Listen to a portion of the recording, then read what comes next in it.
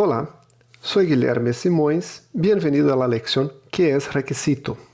En esta lección vamos a hablar acerca de la definición de lo que es requisito y por qué es importante conocerla, mostrar el papel de la especificación de requisitos, discutir cuál es el público objetivo de la especificación de requisitos y comentar sobre los criterios para definir el nivel de detalle apropiado para una especificación de requisitos.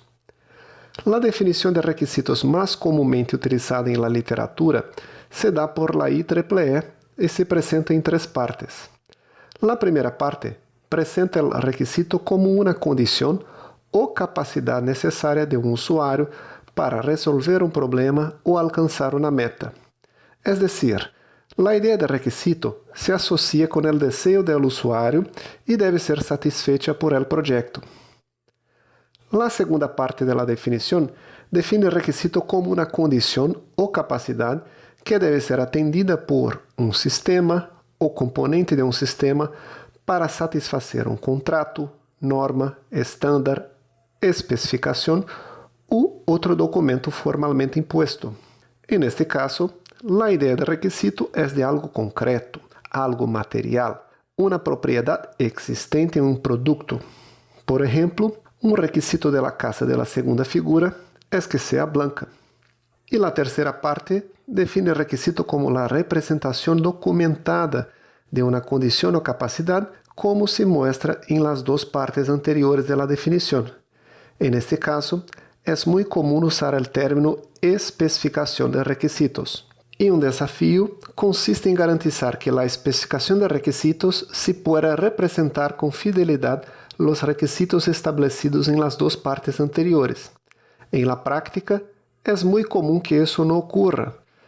Esto da lugar a la documentación equivocada de requisitos, omisión de requisitos en la especificación o especificación de elementos que incluso no responden a las definiciones de las partes 1 y 2. De ahí surgen muchos de los errores en la especificación de requisitos.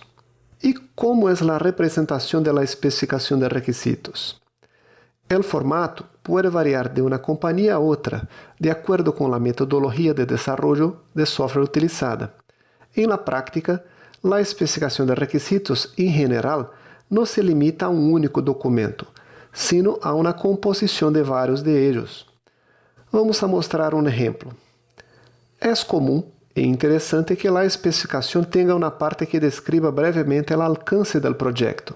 También es una buena práctica que se agregue a la especificación un glosario con la definición de términos específicos del negocio manejado por el software. Hablaremos del glosario en una lección específica más adelante en el curso y por qué esto es importante. El uso de modelos es otra buena práctica en la especificación. Los modelos ayudan a mejorar la comunicación, además de ser una representación gráfica de la información.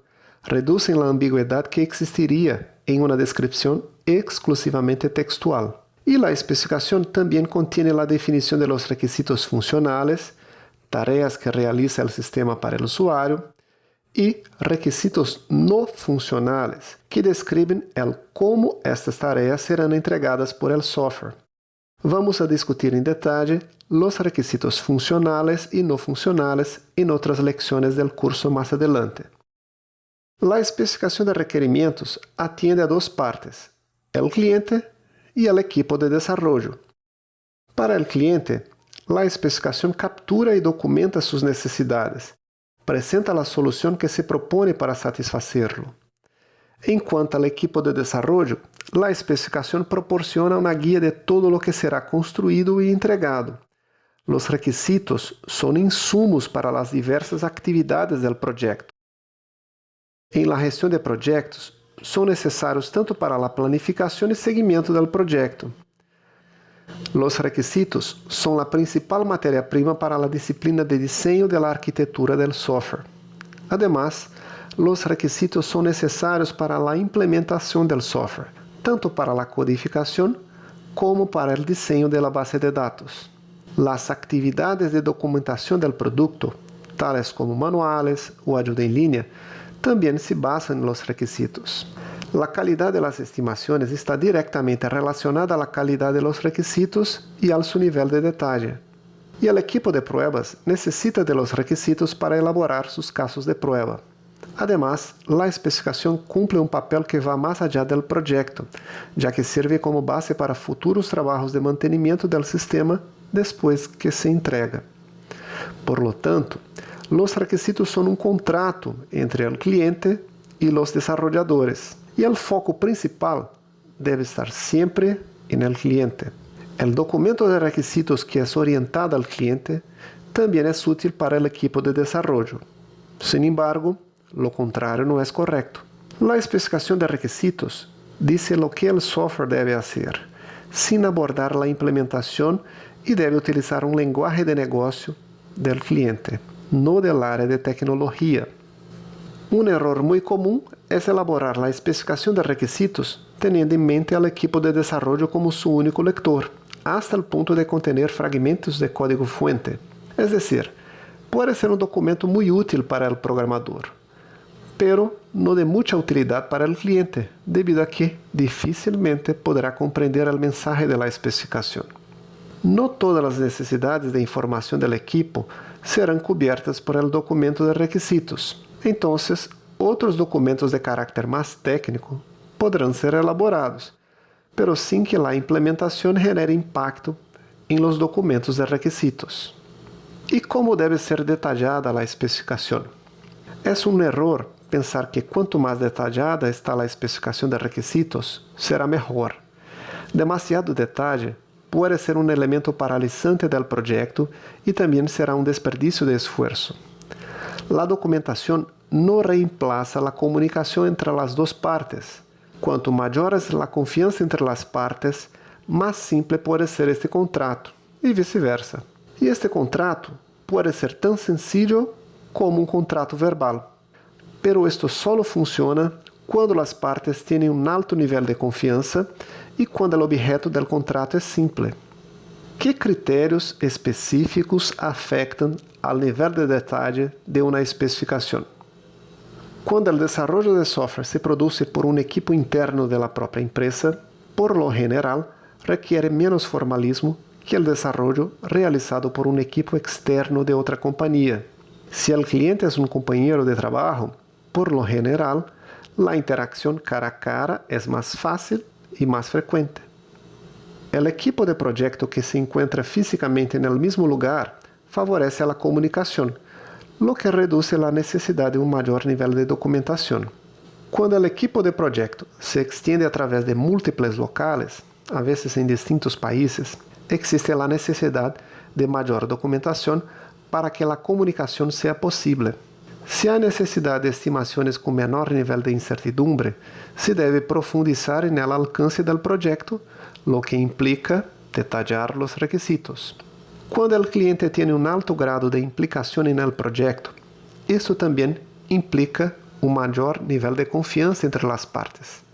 Y la implicación del cliente naturalmente hace que él esté mejor informado del proyecto, demandando menos esfuerzo de documentación para la comunicación entre las dos partes.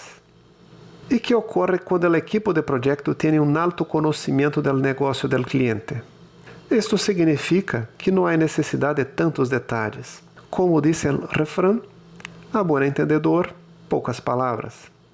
Es decir, todos son buenos entendedores y el detalle no va a generar beneficios. Ahora, si el conocimiento del equipo es bajo, entonces más detalles deberán ser proporcionados en la especificación. Cuando el proyecto implica un trabajo similar a proyectos anteriores, no hay necesidad de tantos detalles. El conocimiento del pasado suministra algunas de las necesidades de información para este nuevo proyecto. Por ejemplo, el proyecto implica en agregar al sistema de cuentas de ahorro de un banco algo similar a lo que ya fue hecho para el sistema de cuentas corrientes el año pasado. No toda especificación es producida con la finalidad de desarrollar software. A menudo sirve para soportar la adquisición de un producto de software. En este caso, no hay necesidad de producir una especificación tan detallada como lo sería para el desarrollo. Se debe estar atento también a un fenómeno presente en muchas empresas. que é a rotação de personal. Cada vez que um membro do equipo se va, algum conhecimento se perde, em maior ou menor medida. A documentação de requisitos se convierte então em uma ferramenta importante para a retenção de este conhecimento. Como regra geral, maior rotação de personal implica maior detalhe da documentação de requisitos. Uma menor rotação, menor necessidade de detalhe. Completando a leção, agora sabemos que a definição de requisito cubre tanto o desejo do usuário como uma característica do produto e a documentação de ambas. Hemos visto que a especificação de requisitos cumpre a função de contrato entre o cliente e o equipo de desenvolvimento, e para cumprir sua função, deve ser compreendida por ambas partes. Também vimos que o enfoque da especificação deve inclinar-se hacia o lado do cliente. Desarrollar uma especificação orientada a los desarrolladores implica que o cliente não conseguirá entender a especificação. Vimos que não sempre uma especificação detalhada significa que é a melhor opção. Listamos vários critérios que podem influenciar em maior ou menor detalhe a especificação para tratar de ajudar-lhe nesta decisão. Agora, quero invitar-lhe a realizar os exercícios de los temas tratados e também interactuar com nosso equipo de tutores no foro de discussão sobre este tema, já seja para fazer perguntas ou obter mais informação sobre o tema. Estamos sempre a sua disposição para ajudar-lhe. Gracias e bom estudio.